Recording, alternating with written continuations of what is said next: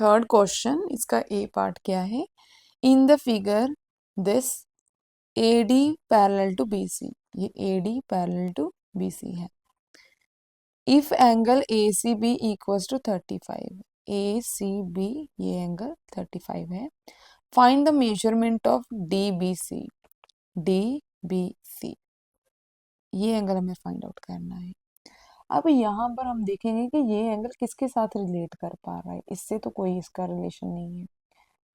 ये angle relate कर पा रहा है इससे, क्योंकि ये DC एक आर्क है और ये दोनों angle in the same segment subtend हो रहे हैं बाय द सेम आर्क, तो ये दोनों एंगल आपस में इक्वल होंगे, राइट? ये थ्योरम से हमने पढ़ा है। ओके, ये एंगल इसके इक्वल है। अब ये एंगल किसके साथ रिलेट कर पा रहा है? ये तो इसके साथ डायरेक्ट रिलेट कर पा रहा है। कैसे? ये दोनों लाइंस क्या है? Parallel, and this is act as transversal, and ये दोनों एंगल कौन से बन रहे हैं? Alternate interior angle, and alternate interior angle आपस में इक्वल होते हैं। ये तो मालूम है ना आपको कि अगर दो लाइंस ऐसे पैरेलल हैं, इन दोनों लाइंस को ऐसे इंटरसेक्ट करती हुई लाइन को ट्रांसवर्सल बोलते हैं, एंड ये एंगल क्या होते हैं? ऑल्टरनेट इंटीरियर एंगल, जो कि आपस में इक्वल होते हैं। ये भी आपस में इक्वल होते हैं और ये भी आपस में इक्वल होते हैं। ठीक है, तो यहाँ पर हम सबसे पहले क्या लिखेंगे?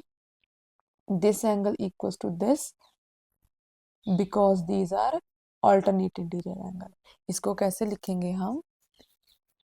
As AD parallel to BC, ये हमें गिवन है। Angle this one DAC equals to angle this one ACB।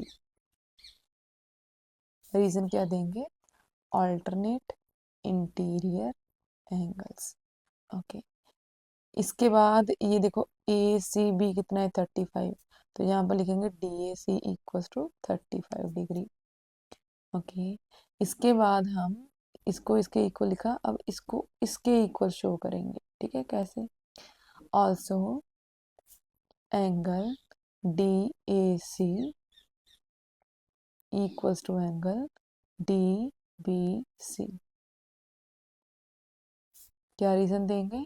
Angles in the same segment of a circle are equal, right?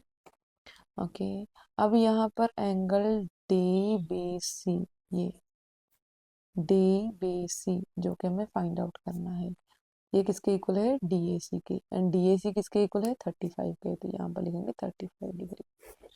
यही हमें कैलकुलेट करना था।